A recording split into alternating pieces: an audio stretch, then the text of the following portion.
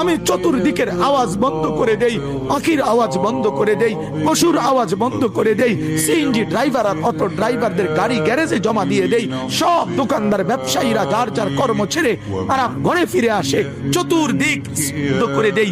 আল্লাহ বলেন তুমি ঘুমাবা বলে, তুমি ঘুমাবা বলে, তুমি ঘুমাবা বলে তোমার জন্য আমি দু চোখে ঘুম পাড়িয়ে দেই।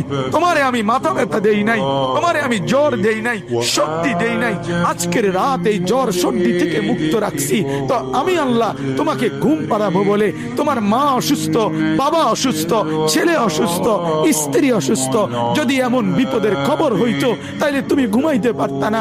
যদি তোমার পায়ে ব্যথা হইতো, আমি 2 মাস বহু রাতকে রাত আরামসে ঘুমাইতে পারি নাই, আমার পা ভাঙে গেছিল, আমি রাতকে রাত অঝরে কাঁদতাম, আল্লাহ তুমি আমার শিফা করে দাও, সুস্থ করে দাও। তাহলে আমার বন্ধু আল্লাহ বলে বান্দা তুমি ঘুমাবার জন্য আমি রাত বানালাম, আওয়াজ স্তব্ধ করলাম, দু চোখে ঘুম পাড়িয়ে দিলাম।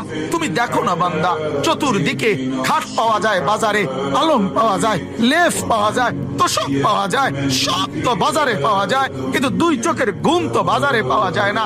আমি ঘুম পাড়াই, আমি ঘুম পাড়াই, আমি ঘুম পাড়াই, আমি ঘুম পাড়াই।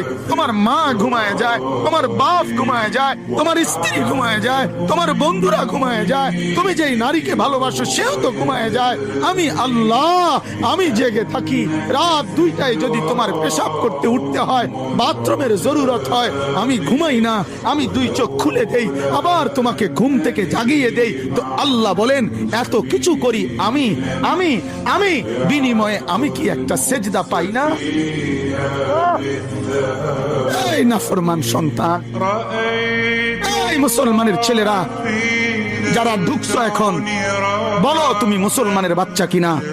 মুসলমানের বাচ্চা যদি হয়ে থাকো, কেন সেজদা করলে না? কেন 1 প্যাকেট বিরিয়ানি খাইতে আসলা? কেন আসলা বেটা? লজ্জা লাগলো না বেটা? এই বেটারা কেন ঢুকলি বেটা? নির্লজ্জরা ঢুকলি কেন?